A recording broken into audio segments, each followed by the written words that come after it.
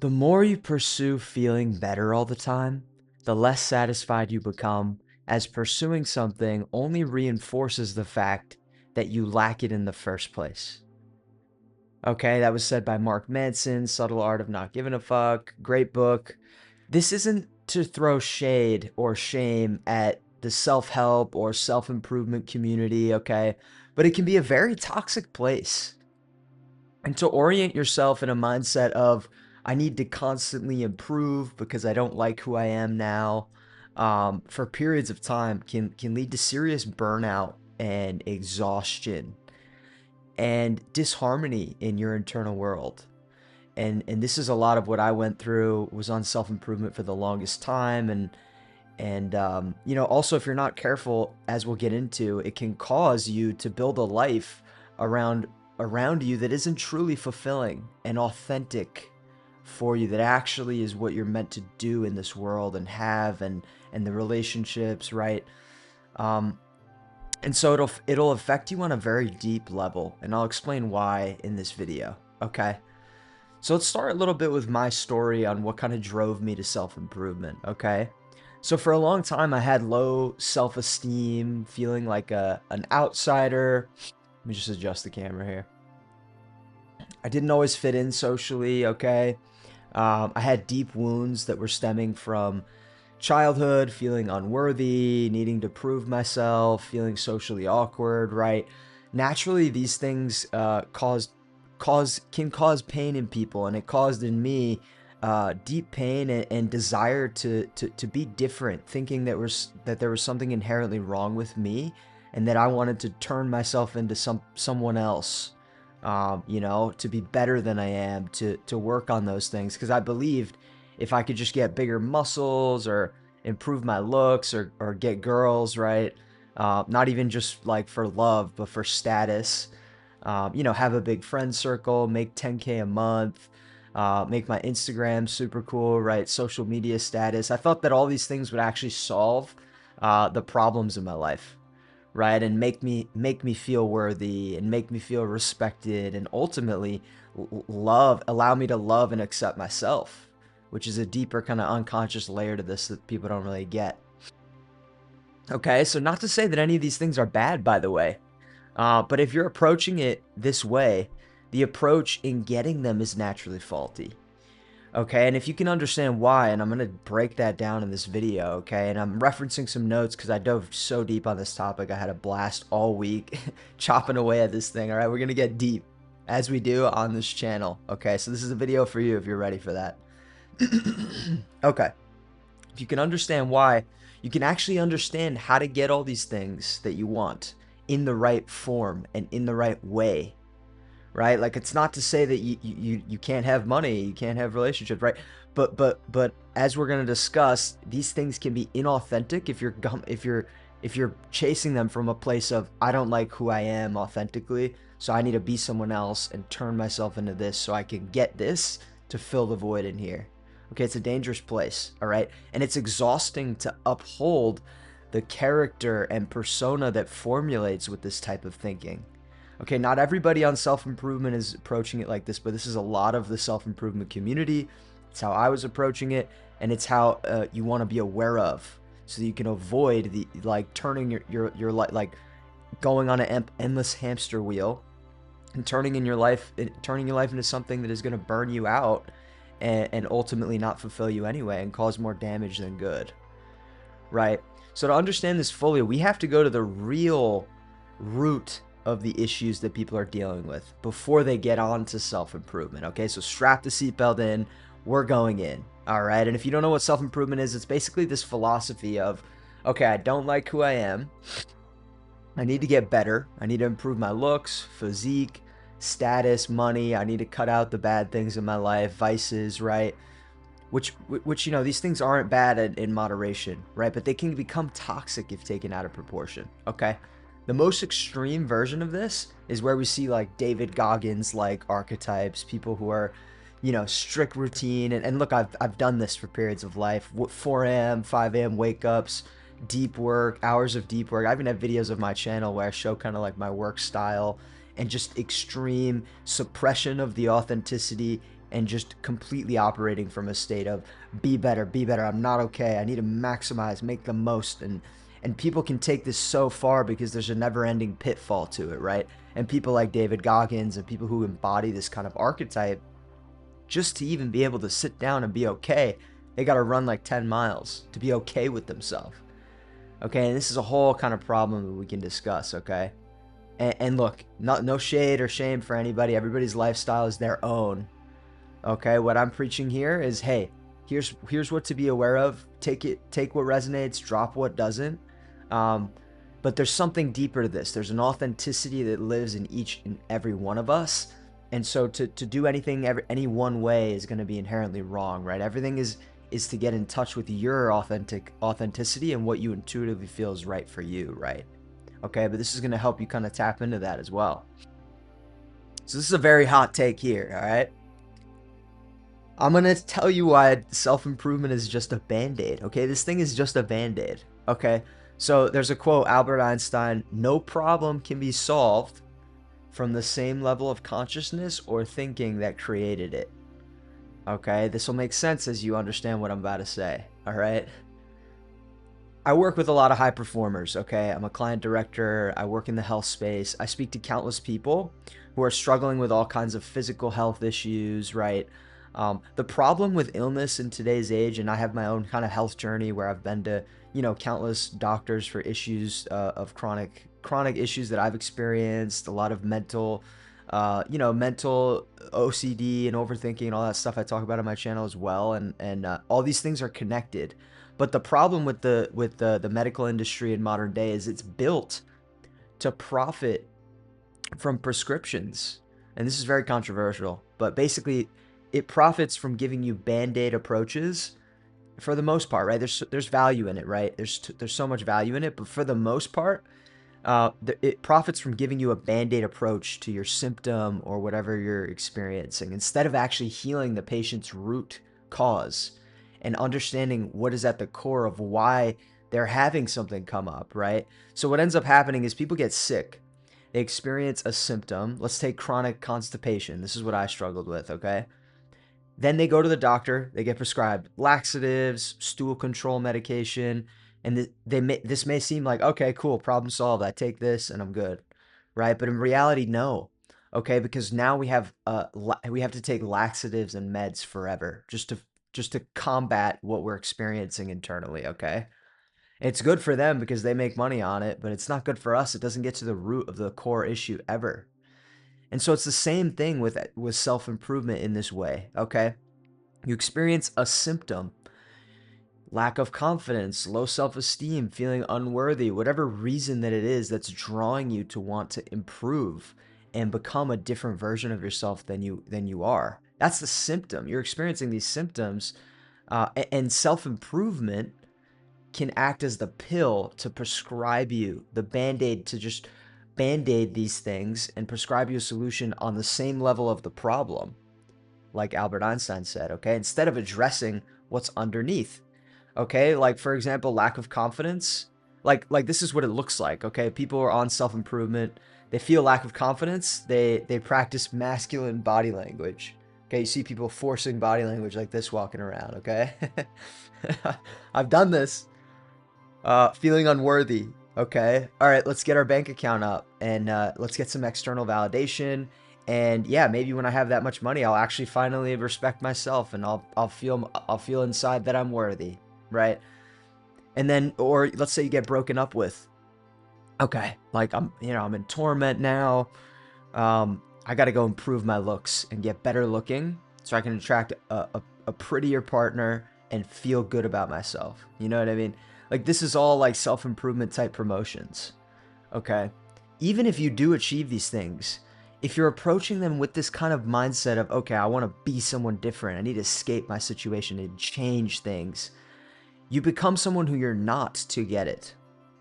Okay. And it doesn't actually fill the void that you think it does. You're going to understand this. Okay. Why is this? Because deep down, you still have the part of you that is wounded, that has that lack of self-esteem, that you're carrying on to emotions of fear, shame, guilt, whatever you're running away from deep down and using unconsciously self-improvement to cope with them. Okay, so when the high runs out from that new car you bought or the 10K month you had at work, and this is all things that I've experienced, okay? You're back in the same place of seeking this time a bigger or better thing to try and band-aid over again. Okay, this is why we see people, go the endless routes. They make tons and tons of money. They're chasing money. They just want more and more. There's the never satisfied kind of hustle and grind mentality. It never ends because there is no end to it, because it has no true fulfillment in just pursuing that inauthentic way. Okay, and we know this instinctually, and don't even take it from me. Okay, David Hawkins. Read up on this guy. This guy is a genius. Okay, no amount of riches can compensate for an inner feeling of poverty. Okay, this also goes deeper about the inner feeling of the lack that you have. Okay, in these areas, lack of confidence, self-esteem. Okay, this is what he means.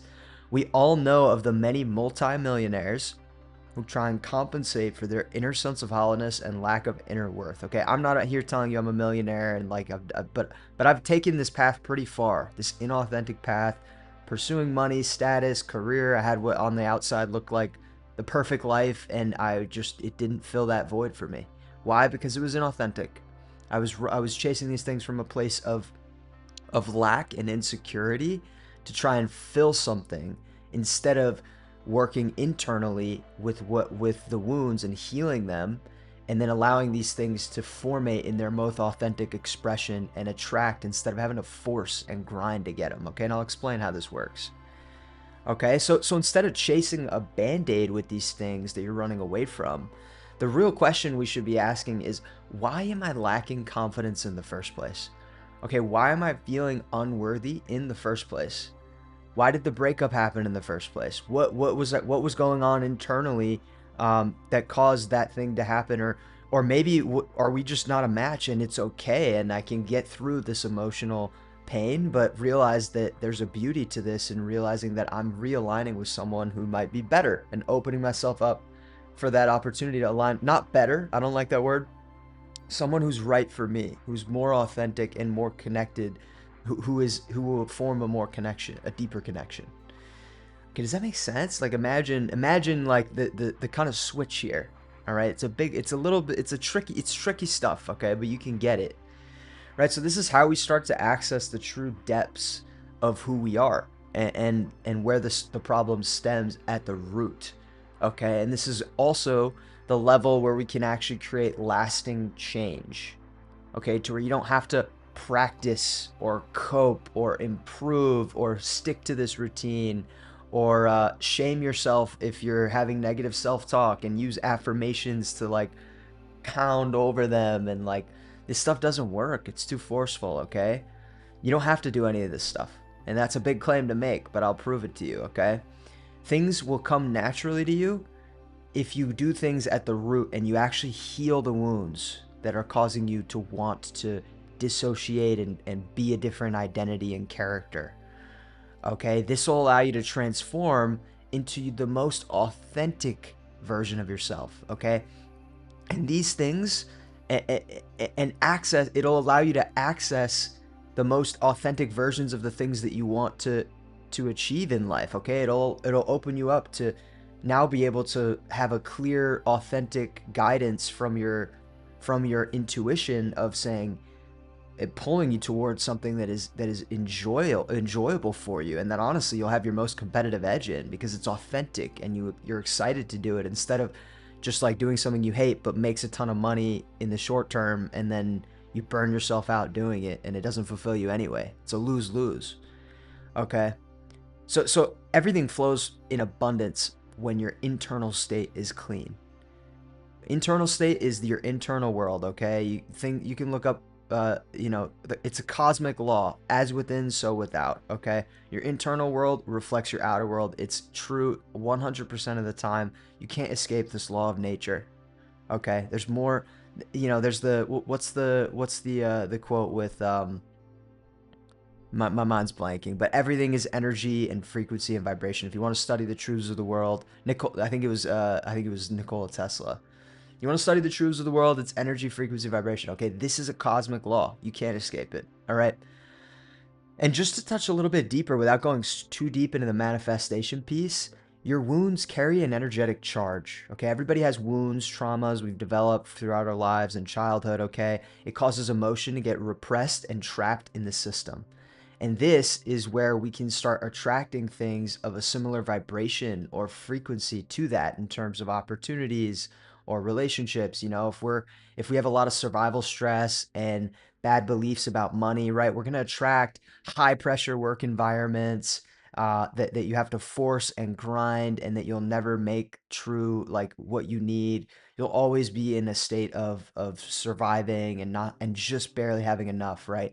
It's all about wounds in your internal state. If you can heal those, and we'll get into how to work with those, you're gonna calm yourself down, energetically recalibrate, and you'll actually attract the right opportunities and be drawn toward and get visions and thoughts and beliefs that will align with the behaviors that you're going to take to get what is actually authentic. Okay, that's how things work. It's a very deep subject. Okay, we go deep on this channel. Let me take this over to Jude.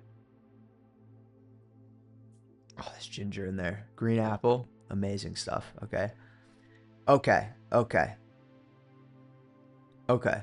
Yeah, so the significance of chasing authentic stuff versus inauthentic stuff is like you'll attract that job that actually fulfills you and that you're excited to do versus the one that will just make money in the short term. Okay, we kind of covered that. You get it, right? Another example could be you attract the perfect partner that's authentic, deep, connected with you versus the one that is a model that you just want to because it'll raise your status, but you don't even connect with her. And there's always that underlying fear, and like if you lose your jawline or something like that, like there's insecurity there, like she might leave you for another guy, right? It's like the level of healing you can do in your inner world is going to directly affect your reality around you in those ways. Okay. And honestly, all the things that you want from being on self-improvement, money, success, women's status, confidence, self-esteem, respect, they all can be achieved in a much more effortless and authentic way in this way. And ensure that you're not just building a false facade or curated perception that exhausts you to uphold, right? Ultimately, it will cause you to lose touch with who you are truly deep down. The number one regret of the dying, there's a book for this, by the way. The number one regret people have on their deathbed is that they didn't live authentically. They didn't live their life. They lived someone else's life, whatever programming, expectations from parents, people around them, and wounds that are driving them to seek fulfillment in areas that aren't going to truly fulfill them. Okay, that's the number one regret people have. This is going to save you years of your life, and this is stuff that I'm learning from mentors, personal experience, investing in myself and coaching and learning. Okay, so this is valuable information, and not everybody's going to take this deep. But if you do, this is going to change your life. Okay. I love this video if you want to dive deeper into the concept of inauthentic goals versus authentic goals. Alex Becker, he's a multi 8 or 9 figure entrepreneur. Again, the stuff I'm talking about, don't just take it from me, okay? He has a video called Why As a Millionaire I Own Nothing. That video changed my life. Okay, go search that up on YouTube. Alex Becker, Why As a Millionaire I Own Nothing. Okay, changed my life, that video.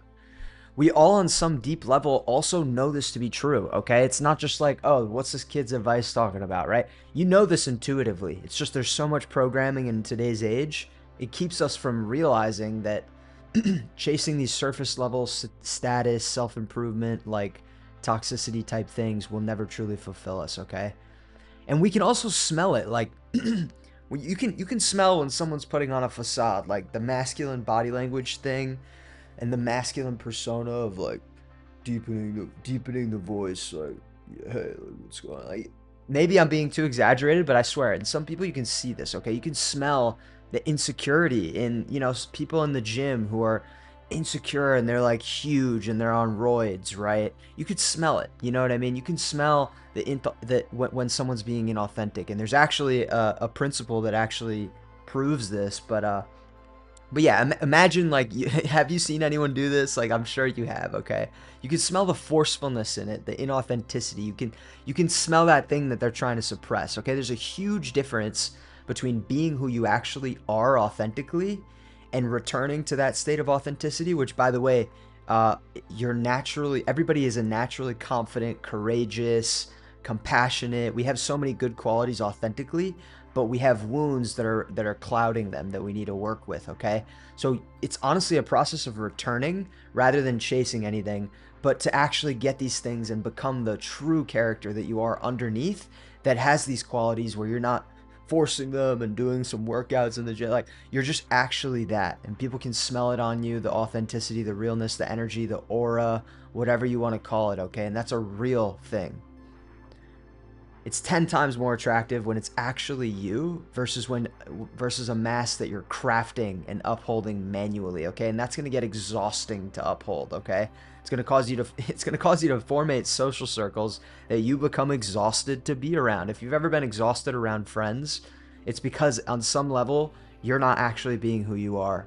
And that's why people don't get recharged around friends sometimes, and they're kind of putting on this whole show, and deep down you're not really showing every part of yourself. You're not really leaning in and relaxing into the state of, I can just be me. You know what I mean? And so that's what's going to happen if you go this route the wrong way, right? So there's actually a phenomenon, it's called the Streisand effect. It means that whatever you try to suppress usually gets louder. Okay, you see this out in the world of people doing this all the time with the body language. You can smell the insecurity. Okay, and there's also a reason why people operate on self-improvement for life. Okay, most self-help is not built to get is not built to get off of. It's a hard reality, but most self-help is like, it's in some way, shape, or forms, a lot of it is a business model. Okay, it's all about making you feel good, but again, never addressing the root cause, or never understanding and speaking from a lens of understanding the root cause, which is our internal world. Okay. All right, so to recap this, before we get into kind of how I shifted my approach and how I see this, and if you're someone who is still like, well, Chad, what the fuck do I do? You know what I mean? We're going to get there now, okay? This is where I went wrong, just to recap, so we can simplify this whole thing for you, okay? And this is a great quote that kind of encapsulates a little bit of this, okay? From when we wake up in the morning to when we go to sleep, most of us have at least some points in our day when we can truly be ourselves. Do you ever feel this? But for many parts of the day, we are putting on a show. Okay, I know I felt this. All right, all the time. This quote's a banger. Simply put, living an inauthentic life can be exhausting. All right, I know what it feels like to hold up a mask, and a lot of it is a survival mechanism. Okay, you want to be accepted by friends and accepted by people. You don't want to be outcasted from groups or society, and you have to kind of you try and analytically curate a persona. Okay, and it all stems from deep wounds of not feeling secure as you are, or a time when you were scolded for just being you, and you kind of like started to fall into a pattern of, oh, I can't be me and I can't be loved that way, so I need to now orient. Okay, it's very deep stuff, right? But yeah, the ultimate problem with this is you don't want to look outside yourself for anything that's going to help you feel the things that you really want inside. Okay, it's an internal problem, and it's naturally an uphill battle if you seek things outside of you to improve yourself, because it's not going to be authentic. Okay, you don't want to have to forcefully change who you actually are in the present moment to get something different. It's exhausting, and it's never going to give you what you want anyway, to the level of depth that you actually authentically would resonate with it. Okay, so how I shifted my approach, right? The easier way to do this all. This is the part of the video where I just give you like, where honestly, this is so deep. There's going to be more videos on this, so don't worry. It's hard to make an entire video that encapsulates everything I'm talking about. It's very deep, but the easier way to get these things you want, the relationships, the confidence, the self-esteem, the respect from other people, and yourself, ultimately, you're after a feeling of all these things, right? It's a feeling internally that you're after at the end of the day. It's nothing outside of you. And that's a deep subject on its own. But the easier way to get these things is to be authentic. It's easier said than done. And again, a lot of our authenticity is clouded by these survival mechanisms and wounds that we need to love and heal and be present with, to allow them to integrate and transform, and those lower energy charges can transform and recalibrate your energy, raise your vibration as a process of feeling them, which I'm going to go deep into right now. But that is going to allow you to lean in and fall into your authenticity. Okay. This is where you're not worried about someone perceiving you the wrong way. It's where you end up actually being yourself and finding out, oh, whoa, like I was just myself here, and I wouldn't have like really made a connection as deep with this person unless I was just actually my full self. And now I value that. Now this person, actually a relationship can spark here.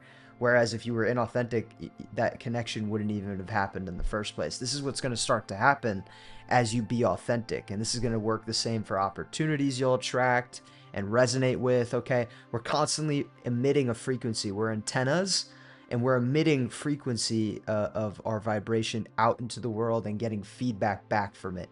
Okay. Energy is constantly moving and in flux, and we're constantly being matched with things of equal or similar frequency to ours. Okay.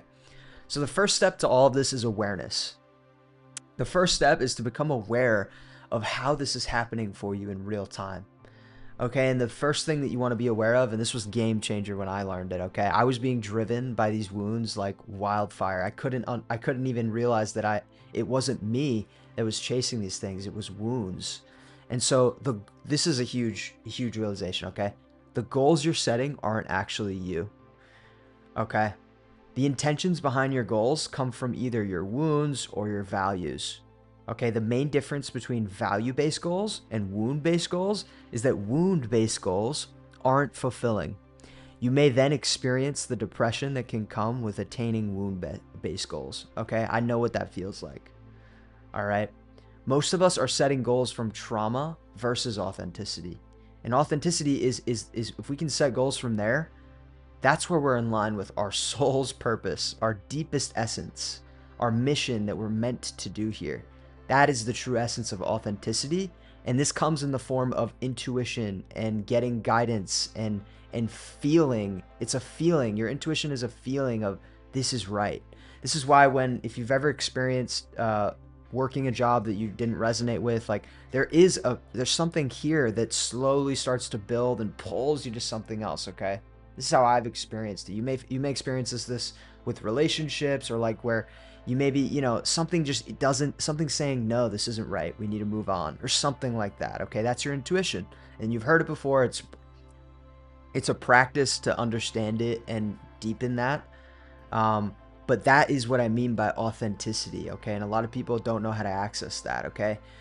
Anything that isn't authentic isn't going to give you that sense of fulfillment. Okay. Whatever, and it may give you what looks like it's that, but it's never going to be that, or something else is going to show up in your life that you've been suppressing, and it's going to come back to bite you in the butt. Okay. So don't you want aligned goals that will actually give you that lasting fulfillment instead of false illusions, right? Aren't you tired of the forceful affirmations or subliminals trying to override yourself and escape yourself? Okay, it's much easier to let go and ground into the body.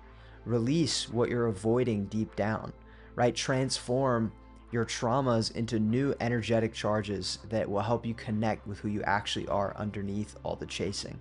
Right? This is where true fulfillment and abundance lies. Okay. So step one is understanding that.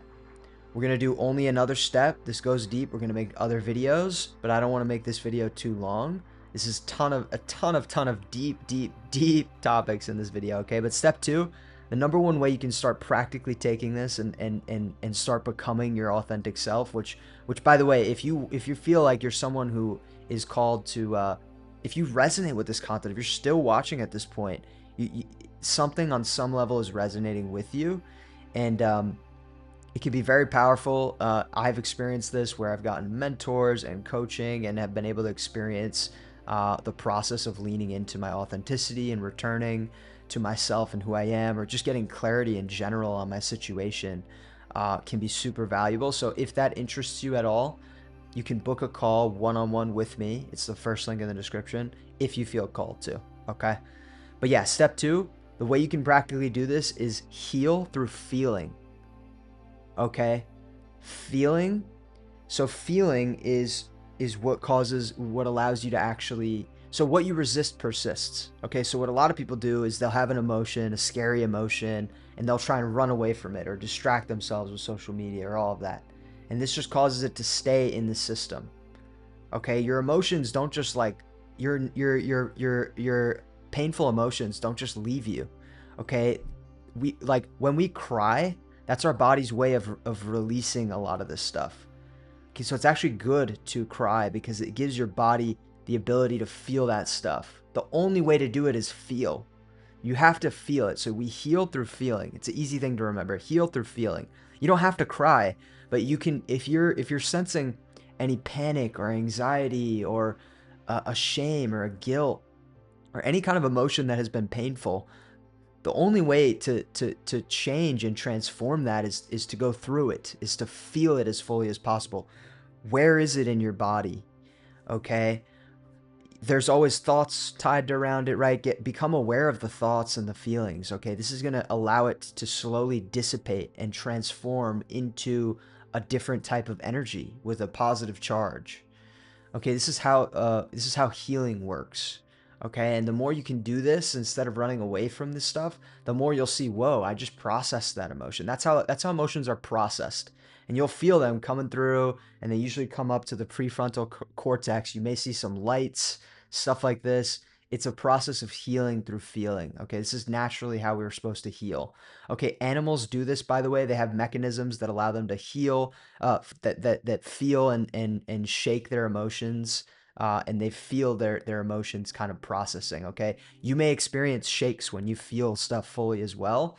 I experience it all the time when I'm releasing emotion, so that's a normal thing that's going to happen as you start to lean into feeling. Okay, and then why does that even work? Like, what's the science behind it?